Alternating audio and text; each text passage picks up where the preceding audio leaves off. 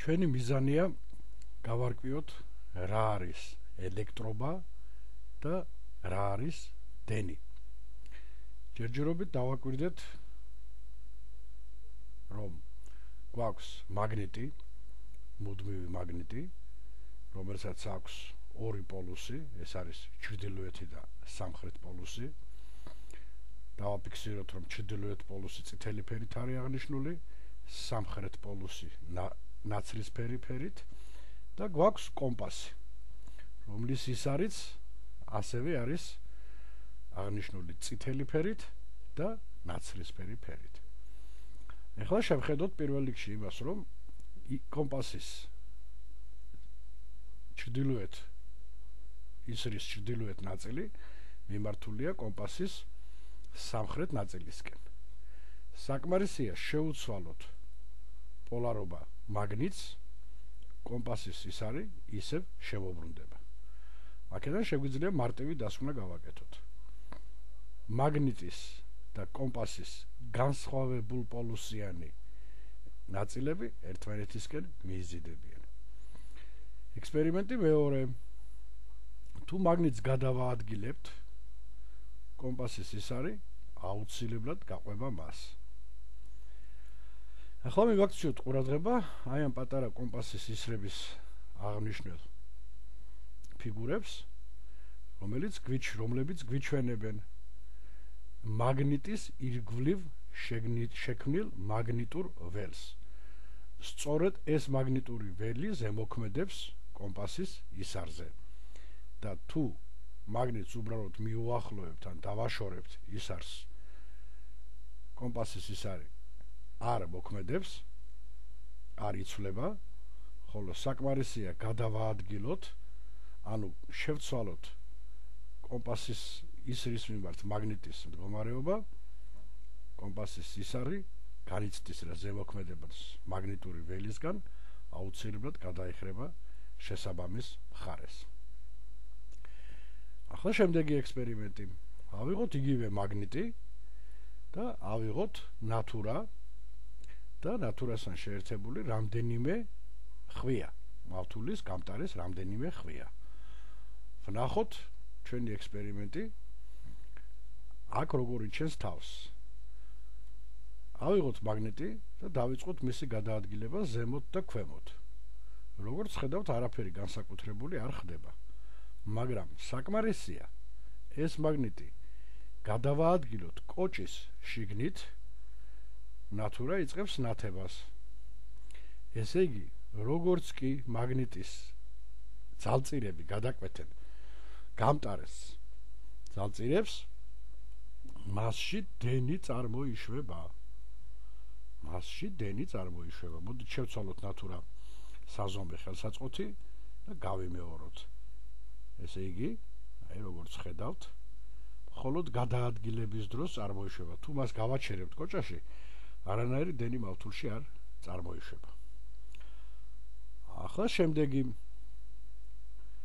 ექსპერიმენტი. დავუშვათ იგივე მაგნიტი, დავამაგრეთ ბორბალზე, მის ახლოს განვათავსეთ კოჭა, რომელზეც დატვირთვის სახით შეერთებულია ნატურა და აი ამ ბორბალზე, რომელიც პირობითად ტურბინის ფუნქციას გაგვიწევს, მივუშვათ წყლის ნაკადი. როგორც ხედავთ, ტურბინამ დაიწყო ბრუნვა, შესაბამისად მაგნიტმაც დაიწყო ბრუნვა და მან თავისი ძალწირების მეშვეობით, ძალწირების ცვლილების გამო გამოიწვია ხვიაში დენის წარმოქმნა. ნატურა შევცვალოთ საზომი ხელსაწყოთი და დავაკვირდეთ, რომ ეს პროცესი ნამდვილად ასე მიმდინარეობს. თუ წყლის ნაკადს მოუმატებთ, შესაბამისად ავაჩქარებთ ბორბლის ბრუნვას, დავინახავთ, რომ საზომი ხელსაწყოს ისარი უფრო ენერგიულად გადაიხრება.